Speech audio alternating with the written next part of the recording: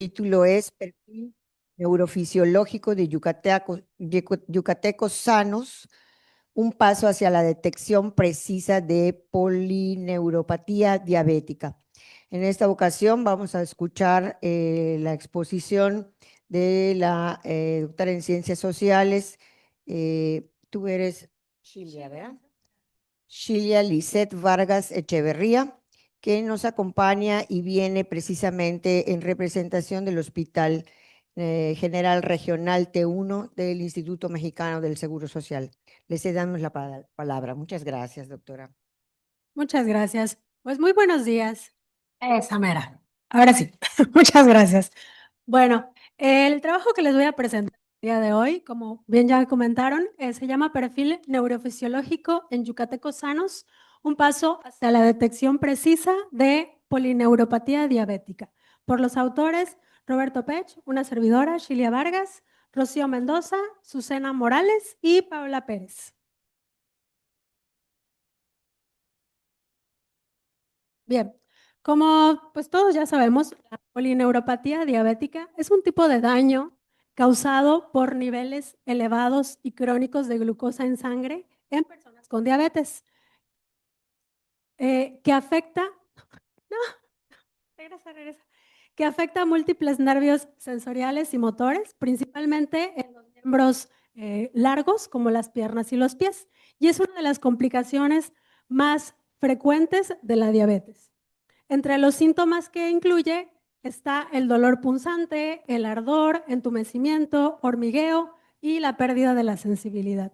Bueno, esto puede llevar a complicaciones como úlceras y amputaciones debido a esta pérdida de la sensibilidad, pues que evita que se sienta cuando hay una lesión. Ok. Actualmente, al medir los parámetros de las neuroconducciones, en general, en México, utilizamos estándares internacionales que vienen principalmente de Estados Unidos, que claramente por las características clínicas y antropométricas de la población, pues estos resultados pueden variar. No es lo mismo la población en Estados Unidos que la población en México, asimismo como tampoco es lo mismo la población en México en el norte de México, como en el sur, ¿no? Como nosotros los yucatecos. Es por ello que nosotros nos planteamos la necesidad de estandarizar valores de referencia en cada región y específicamente en cada laboratorio de electrodiagnóstico, enfocándose más como en la población a la que atiende ese laboratorio. Aunado a ello, pues en Yucatán no existen suficientes registros locales de estos parámetros de referencia. Nos basamos, como bien ya decía, en parámetros internacionales, principalmente gringos.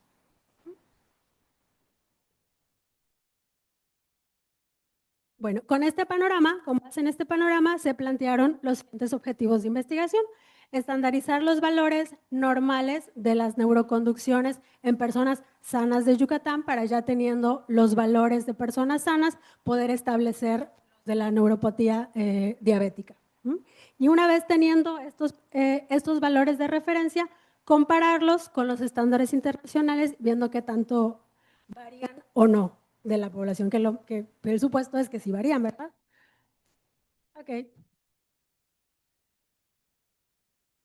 Bueno, pues previa autorización del Comité de Ética e Investigación en Salud del Hospital Regional 1, se llevó a cabo un diseño de tipo observacional, comparativo, transversal y amispectivo, que en, en el gabinete de electrodiagnóstico del Hospital General Regional 1, del licenciado Ignacio García Telles, del IMSS, coloquialmente conocido como la T1, y como criterios se excluyeron a personas con antecedentes de alcoholismo, tabaquismo, exposición a solventes, enfermedades metabólicas diagnosticadas o con sintomatología que sugiera alguna alteración neuromuscular con antecedentes de quimioterapia. Y se eliminaron aquellas personas que se les diagnosticó patologías del sistema nervioso periférico o que no desearan participar en el estudio. La muestra quedó conformada por 114 personas sanas en edades de 20 a 59 años durante el periodo del año 2017 al 2021. El procedimiento consistió pues, en que llegaba el paciente el día y hora de su cita, se le explicaba el objetivo del estudio, se le explicaba el procedimiento, se le invitaba a participar y si aceptaba participar, pues se le entregaba el consentimiento informado para su firma, se realizaba la valoración del paciente y exploración física a miembros superiores e inferiores con el objetivo de descartar alguna enfermedad del sistema nervioso periférico.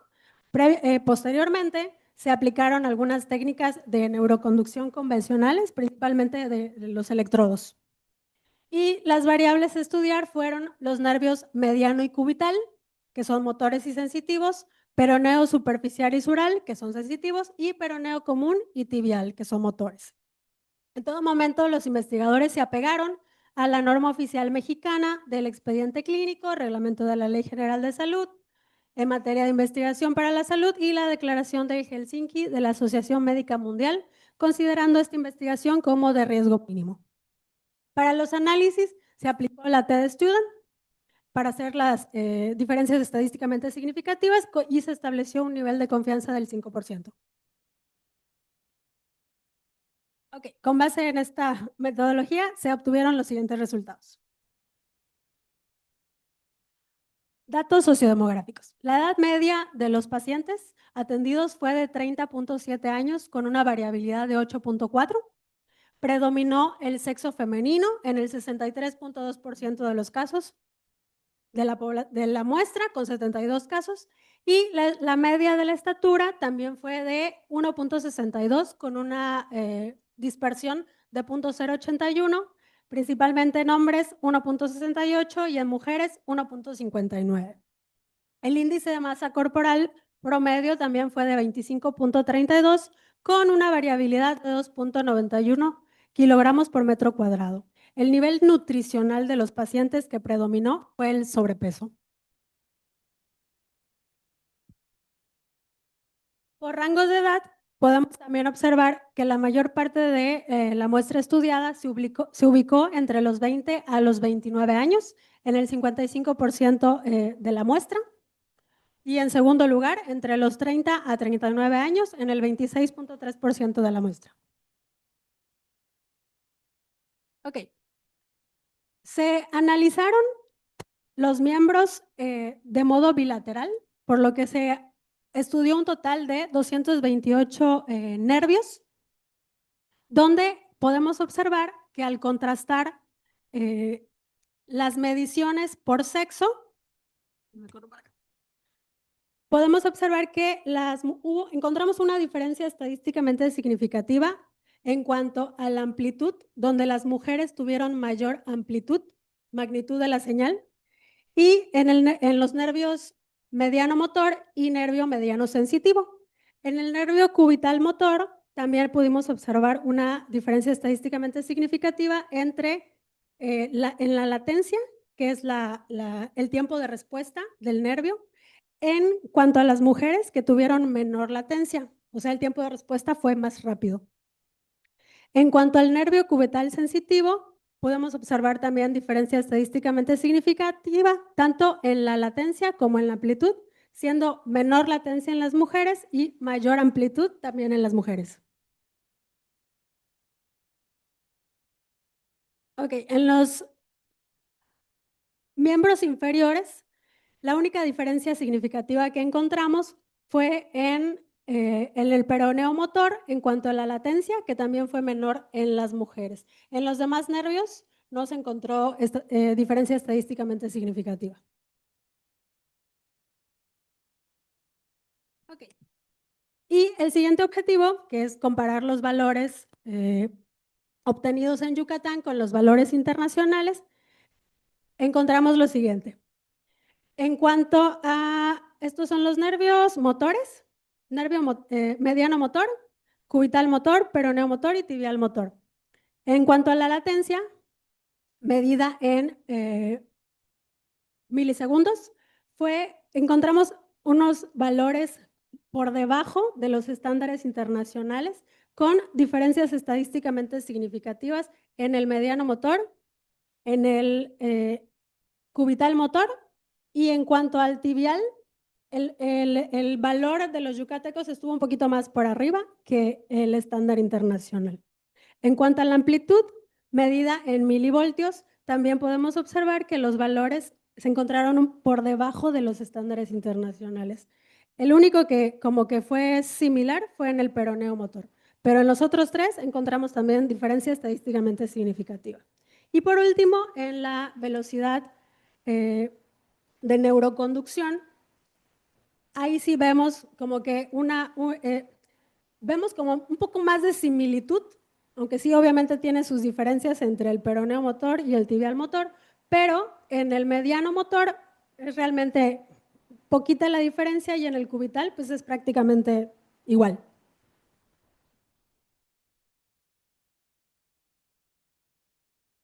Ok, y en los nervios sensitivos podemos observar así a primera instancia que en cuanto a la latencia, todas las mediciones estuvieron por debajo del estándar internacional.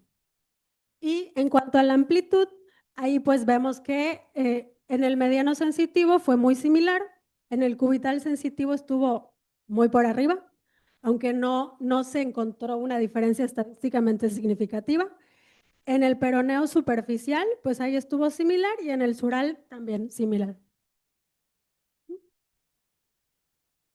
Ok, resultados de las diferencias por sexo.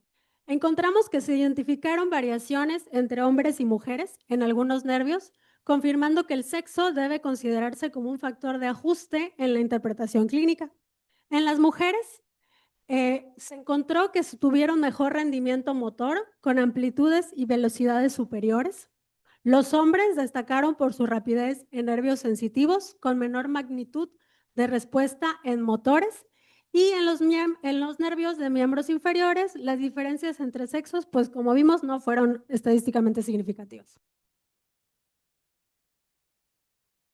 Ok, resultados del contraste que hicimos con los valores internacionales.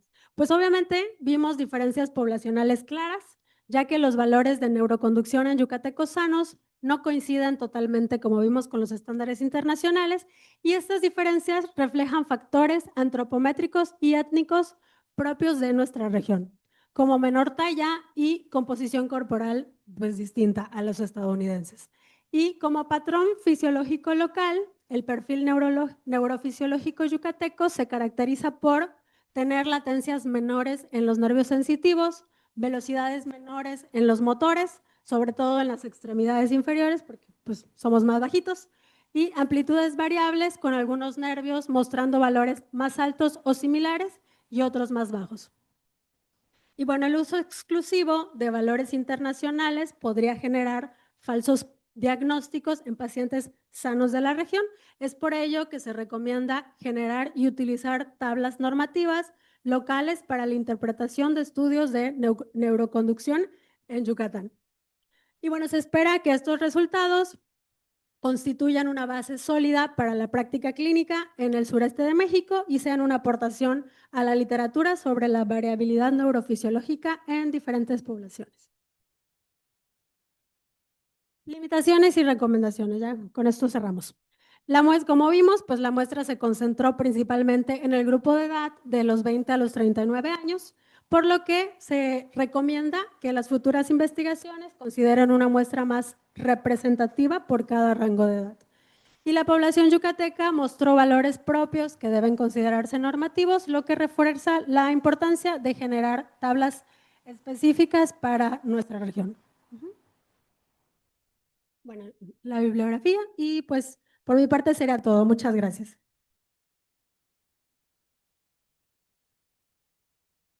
Muchas gracias. Vamos a agradecerles que, si son tan amables, vamos a escuchar las tres exposiciones y luego hacemos una ronda de preguntas. Por favor, si pueden anotar sus dudas o sus comentarios, lo podríamos dejar para final porque estamos un poquitito cortos de tiempo.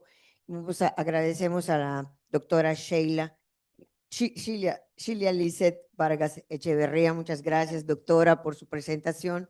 Muy interesante y para nosotros, tema de interés porque parece que lo biomédico no se entrelaza mucho con la problemática social, pero vemos aquí como lo étnico ¿no? ¿Cómo tiene que ver todo esto para la presencia de un padecimiento que se convierte ya en un problema de salud pública? Pues muchas gracias y vamos a continuar con la presentación del tema percepción de las madres sobre los cambios de estilo de vida en sus hijos después del diagnóstico de diabetes mellitus tipo 1 y estará a cargo de la pasante de la licenciatura de medicina, Nidia Mariana Pérez Méndez, que nos va a presentar el tema.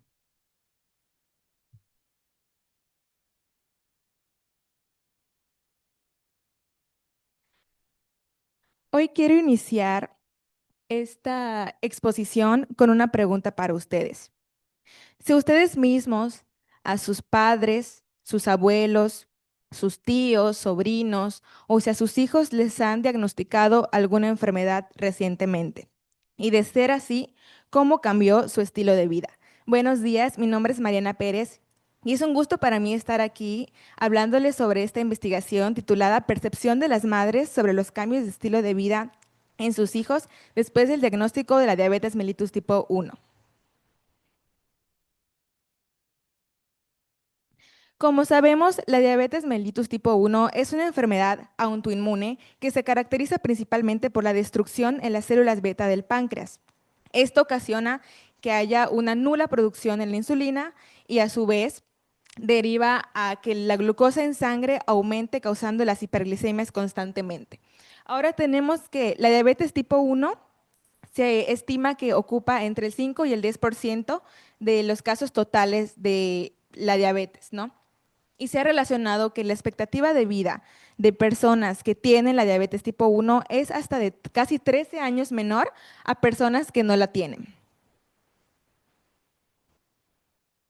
Ahora, ¿qué pasa con esta condición?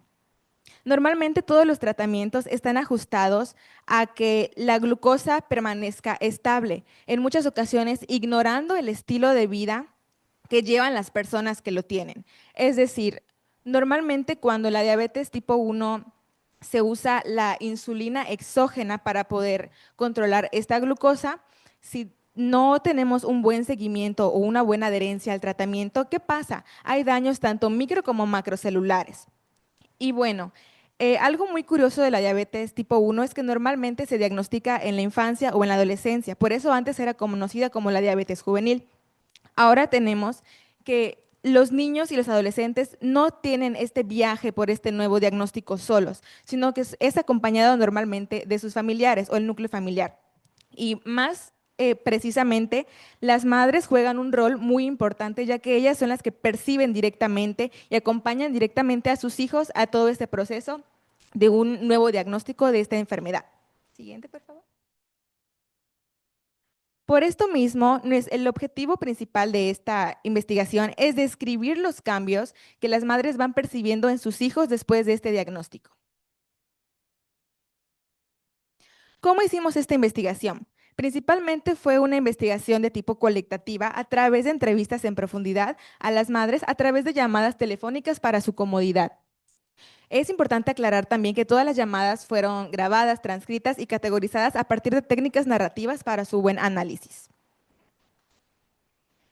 En cuanto a las participantes, nosotros enviamos una invitación directamente a la Asociación Mexicana de Diabetes para que todos los tutores que estén disponibles a participar en esta investigación sean bienvenidos. Sin embargo, solamente tuvimos a 6 voluntarias que casualmente fueron las madres de los niños y podemos ver que de estas 6 participantes, 4 tienen estudios de preparatoria y 2 de licenciatura.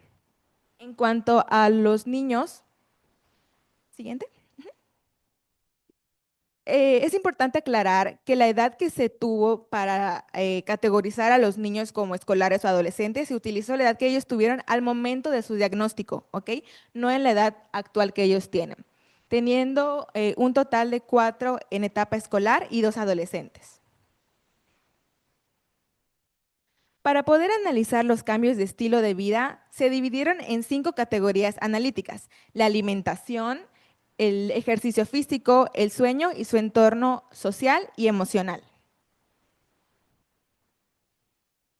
Hablando de los resultados en cuanto a la alimentación, las madres percibieron un cambio drástico en sus niños. Cuando antes ellos iban a la escuela y consumían y compraban los perros calientes, sandwichitos, burritas, panuchos y lo que tenían ellos pues en cercanía, los niños empezaron a optar por, obviamente, decisiones más saludables para ellos, pero no solamente vinieron el conocimiento y las elecciones mejor, sino que se acompañó con una depresión muy fuerte en los niños, así como la pérdida de apetito, porque los niños ya no querían comer porque asociaban la comida con inyectarse la insulina, con checarse antes o después de comer. Entonces, obviamente fue un impacto muy fuerte en ellos y en lo que iban a estar comiendo.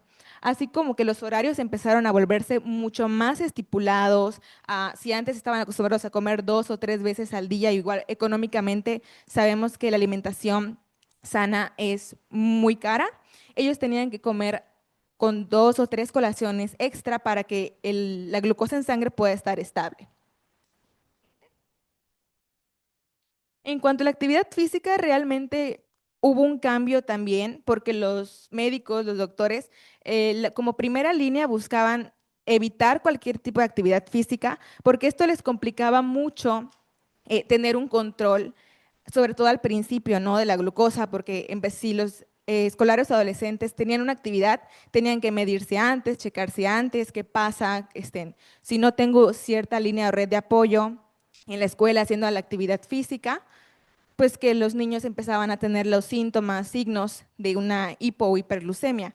Entonces, se detuvo completamente hasta que más de 6 meses ya podían empezar a regular sus actividades normales. Y en cuanto al sueño, pasó algo muy curioso, que ninguna madre percibió un cambio en sus hijos, sino que al contrario, las madres eran las que decidían sacrificar su tiempo, su noche y su sueño para colocar alarmas que a las 12 de la medianoche más o menos y a las 3 de la mañana para ir a checar a sus hijos y que ellos no tengan que despertarse a medirse. ¿Y qué pasa aquí?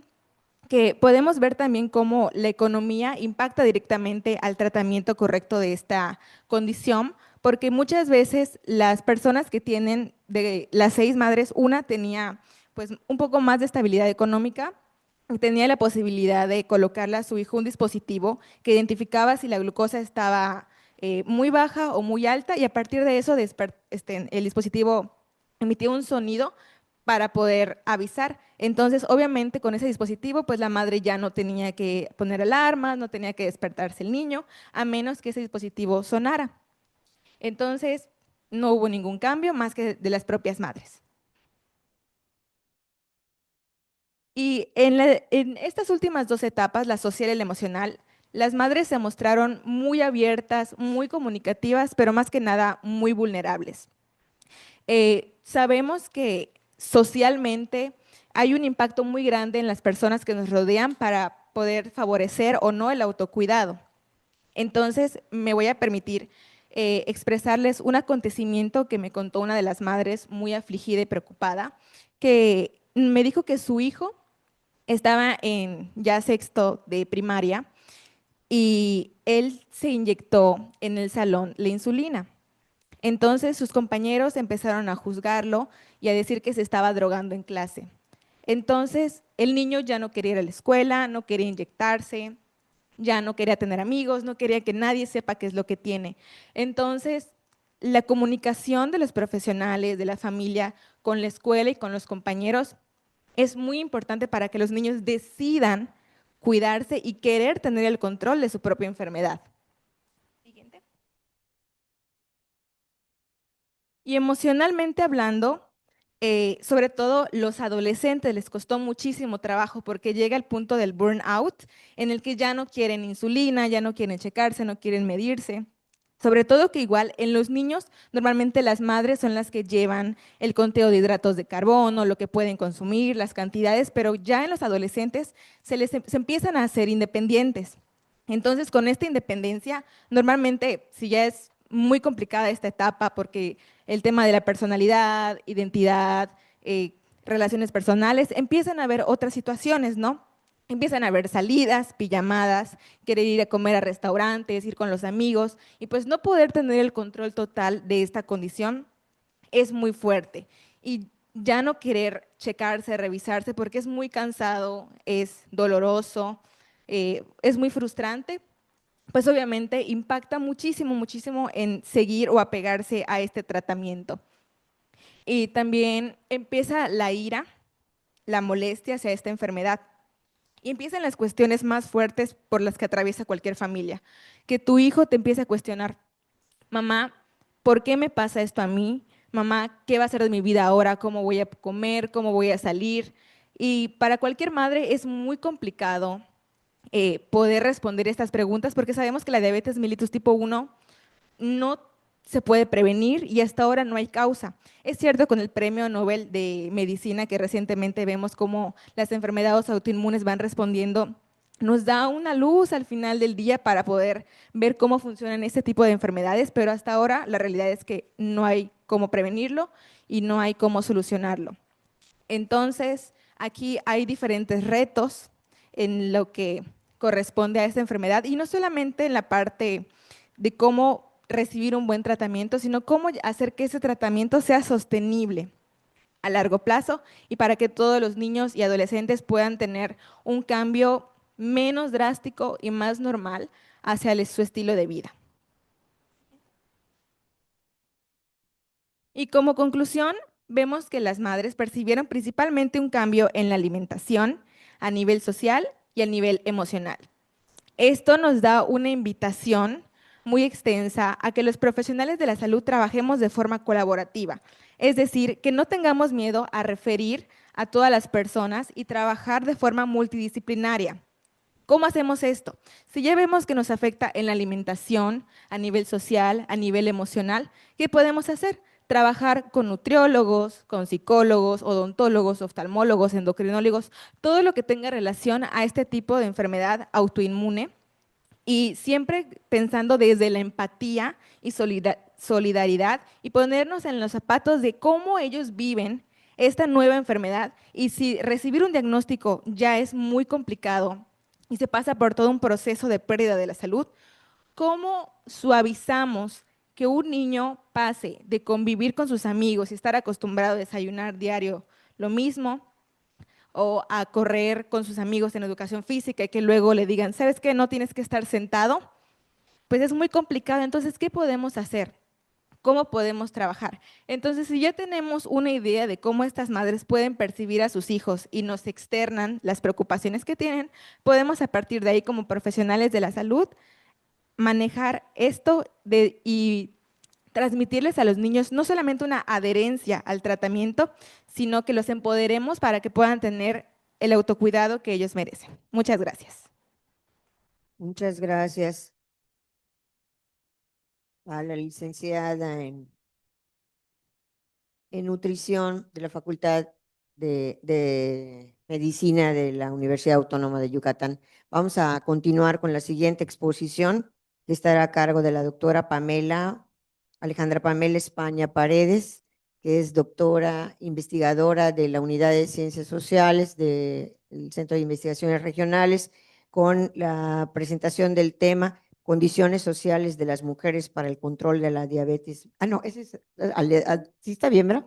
Diabetes mellitus en Mérida, Yucatán. Les recordamos nada más que las preguntas van a ser al final, por favor, si son tan amables de anotar en un papelito para que luego podamos pasárselos, vamos a agradecer. Muy bien, ¿se Adelante, escucha? Pamela. Sí, gracias. Muy buenos días a todos y a todas. Bueno, pues aquí les vengo a presentar en parte de los resultados de un proyecto de investigación. ¿Puedes pasar a la siguiente? Bueno, no sé si funciona. Este proyecto de investigación, si bien estaba esbozado o en un inicio pensado desde una metodología más del área médica, del área nutricional, dirigida al análisis o a la identificación de la prevalencia de diabetes en el municipio de Mérida, poco a poco, y bueno, cuando fue acobijado en la unidad de ciencias sociales, fue adoptando pues una perspectiva mucho más disciplinar, mucho más amplia y abriendo, ¿no?, a nuevas interrogantes y nuevas preguntas para la comprensión de esta enfermedad, ¿no? Por supuesto, la población que fue objetivo pues eran hombres y mujeres adultos de entre 20 y 69 años. Y bueno, sí, uno de los objetivos era la determinación de una prevalencia municipal para el diseño de políticas municipales, pero también en la detección, obviamente, de los factores médicos y nutrimentales asociados a la enfermedad y, sobre todo, bueno, pues empezar a indagar o pensar a investigar sobre cuáles eran estos factores sociales, culturales, psicológicos que intervienen en las personas que viven con esta condición o cuando tienen que adherirse a un tratamiento, ¿no? Es importante mencionar que este proyecto fue auspiciado o financiado por por Novo Nordisk México, en un proyecto que está a nivel internacional, que lo que pretendía o pretende más bien es vincular a ciudades que tienen altos índices de diabetes para ir transformando estas condiciones a través de políticas municipales o estatales, ¿no? ¿La que sigue? Bueno, este proyecto tenía 2 etapas. De hecho, empezamos el levantamiento de datos a finales del 2019 y se nos atraviesa la pandemia en el 20 y 21, que continuamos con la recolección de datos. Y bueno, obviamente eso llevó a rediseños en la metodología y en la recolección, porque obviamente las personas ya no nos dejaban entrar a sus viviendas, ¿no? Por el tema de la sana distancia. Pero al final, bueno, a través de muchas estrategias logramos completar estas 2 etapas. La primera etapa tenía una característica mucho más cuantitativa, que era identificar las personas que vivían con diabetes en el municipio de Mérida y se hizo a través de un estudio o de una muestra pues significativa, la identificación de 667 viviendas en el municipio, de las cuales se determina, ¿no?, posteriormente cuál es la prevalencia de la ciudad. Ahorita se las presento.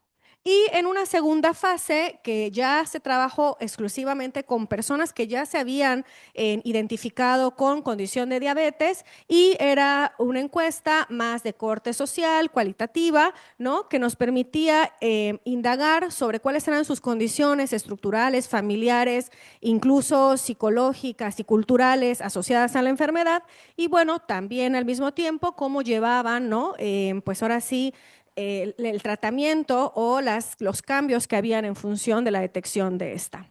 ¿La que sigue? Bueno, estos fueron los resultados que arrojó el proyecto de investigación y que, bueno, cuando sale esta información, no había salido todavía los resultados del ENSANUD en los últimos y ahorita que ya están presentes, pues nos acercamos prácticamente completamente y bueno, para eso la ciudad de Mérida tenía una prevalencia del 13.13% de la población, más o menos, pero también una cualidad que tenía este proyecto era identificar la prevalencia en las zonas, en las diferentes zonas de la ciudad en la cual fue dividida, para que no solamente se diseñaran estrategias municipalizadas, sino que también pudiéramos diseñar estrategias por área o zona de la ciudad y luego también diseños de proyectos dirigidos particularmente a mujeres o a hombres por los resultados que arroja el proyecto, ¿no? Pues como pueden ver, hay variaciones importantes, ¿no?, que bueno, podemos ir identificando en los siguientes datos. ¿La que sigue? Bueno, pues para hacer de conocimiento, en la primera fase, que se contabilizó a toda la población de esas 660 viviendas, pues podemos identificar que la mayoría de ellas ya tenían un diagnóstico de diabetes previo, ¿no? Y obviamente no era la mayoría de la población, sino que era una población mayormente con una glucosa normal. Pero ya extraída esta población que sí presentaba esta condición, pasamos a la segunda fase y aquí se dividía en que el 70% de estas personas con condición de diabetes pues ya habían identificado previo al estudio esta enfermedad. Este porcentaje que dice de diabetes recientes fueron detectados a través del proyecto de investigación con la realización de pruebas de glucosa glicada, ¿no? Y entonces, que también se hicieron de manera gratuita dentro del proyecto, y a través de ese diagnóstico, pues fue que comenzaron la incorporación a un programa que tenía el CEMANUD, el Centro Municipal de Nutrición, para que comiencen a tener seguimiento, acompañamiento médico y psicológico para la atención de la enfermedad. Extrayendo en esta segunda muestra, y es de donde vamos a trabajar el día de hoy, pues sale, ¿no?, que el 70% de las mujeres que representaban a esta muestra tenían este diagnóstico previo y el 22% tenían diagnóstico reciente. Detectamos casos de diabetes tipo 1 que por supuesto era muchísimo menor a las diabetes tipo 2. Bueno, Aquí pues les voy a ir platicando un poco cuál era el contexto sociocultural que tenían la población y en particular las mujeres, en lo que podemos observar que la mayoría de la población, y se replica, digamos, ese resultado en la situación de las mujeres, es que en su mayoría las mujeres tienen una educación pues básica sólida, ¿no? O sea, tienen una preparación en primaria, secundaria, bachillerato, preescolar, y eso pues lo que nos permite considerar y valorar, digamos, que es una población que sabe leer, que sabe escribir, que entiende instrucciones, ¿no? Y que tiene una comprensión pues lectora, aunque sea básica, ¿no? La que sigue. Ay, perdón, ¿me puedes ir a la anterior? Se me olvidó mencionar. La población de mujeres a la cual nosotros identificamos, la mayoría de ellas son mujeres que trabajan, ¿no? Que viven con la condición y trabajan. El 32% no trabajaba y 28%, si bien no refería a no trabajar, reconsideraban que sí trabajaban en actividades asociadas al hogar, ¿no? Y bueno, 6% de ellas ya estaba en una situación de jubilación. En cuanto al acceso a la derechohabiencia, nuestra población en general, ¿no? Nos hablaba de una derechohabiencia sumamente amplia, principalmente en los sistemas de sector salud pública, ¿no? Y en particular, en el caso de las mujeres, también observábamos esta derechohabiencia importante, ¿no? Un 78% hablaba de pertenecer a algún sistema público, pero un 22%, que realmente es una población alta, pues no tenía ninguna no tienen ninguna adherencia o ninguna afiliación a ningún sistema de salud, ¿no? Y bueno, en una división sectorializada, ¿no? De las zonas de la ciudad, pues nosotros veíamos que en la zona poniente y en la zona sur de la ciudad es donde se ubicaban personas que no tenían afiliación, ¿no? Y pues que eso nos hacía pensar en un foco pues, de atención para esta población. Las mujeres, y que tiene relación un poco con el tema de la derechohabiencia, es que el 60% estaban casadas, ¿no?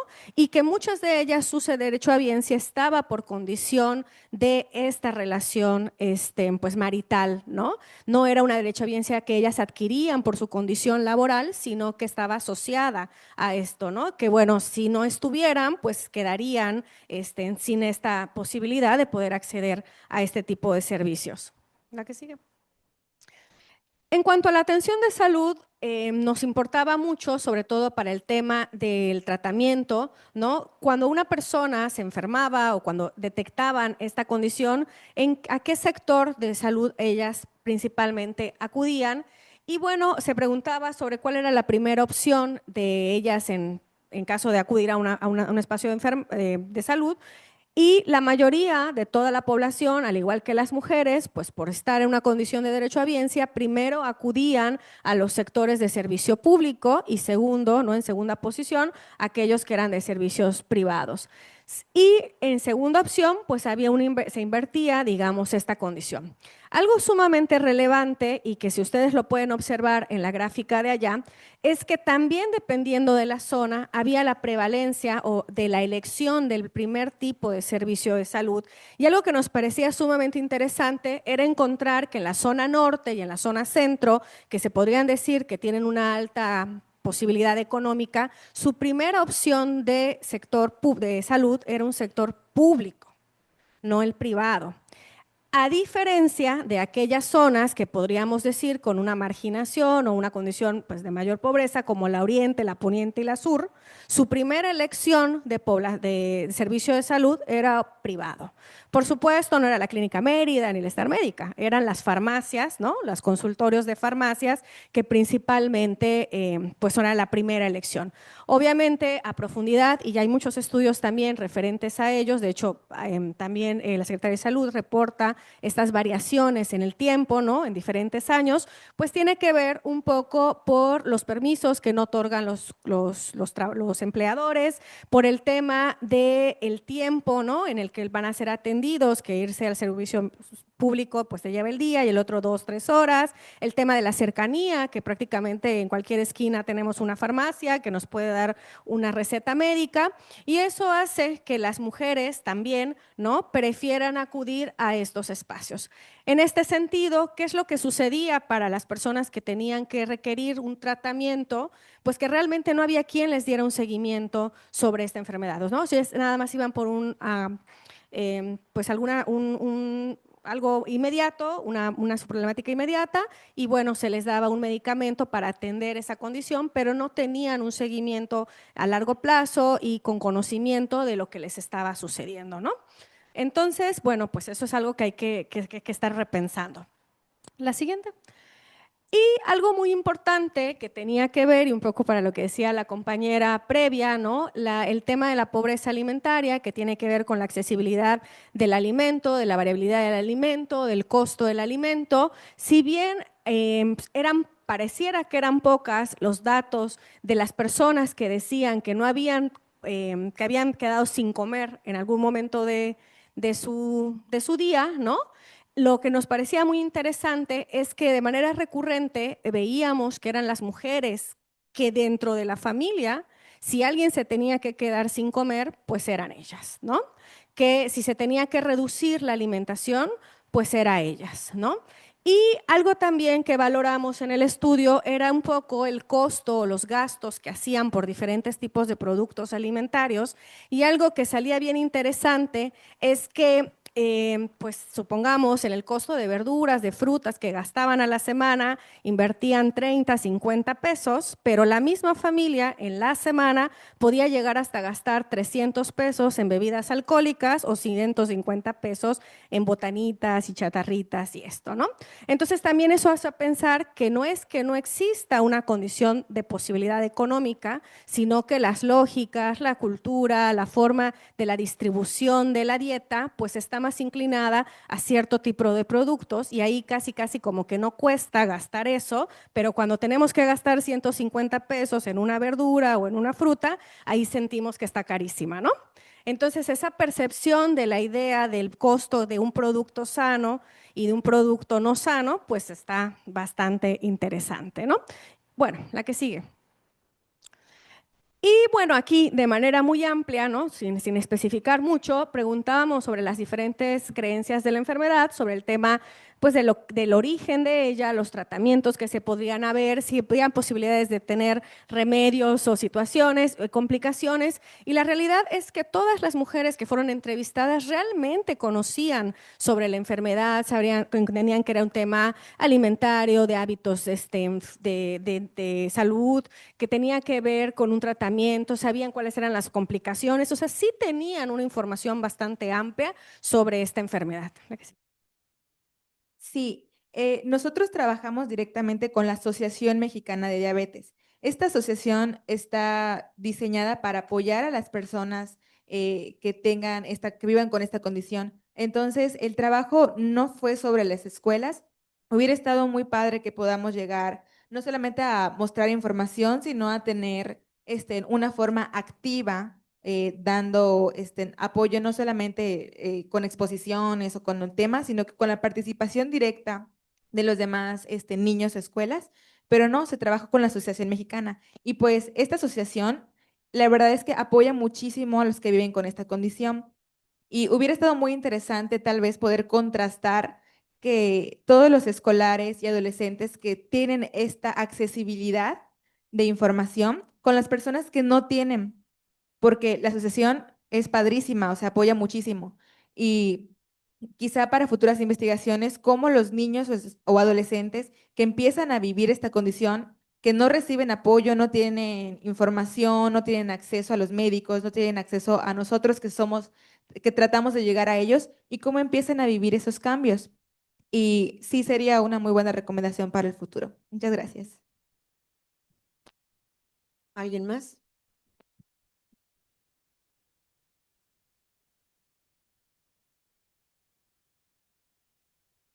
Buenas tardes.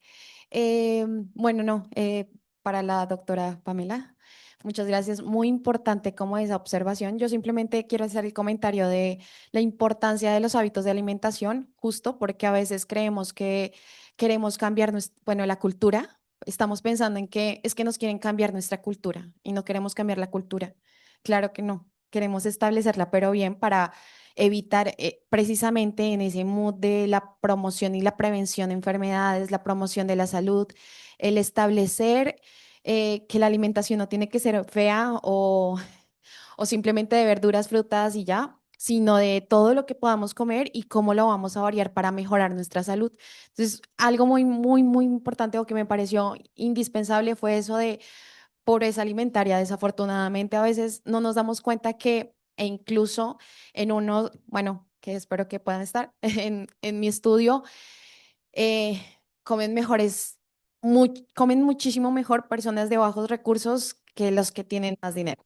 Efectivamente, a veces están más enfocados en toda esta mercadotecnia que nos vende refrescos y demás, pero hay muchas cosas que tienen mucho valor y que valdría la pena recuperar como esa parte cultural, principalmente la mexicana, que realmente tienen mucho valor nutricional y demás. Muchas gracias. Claro, gracias.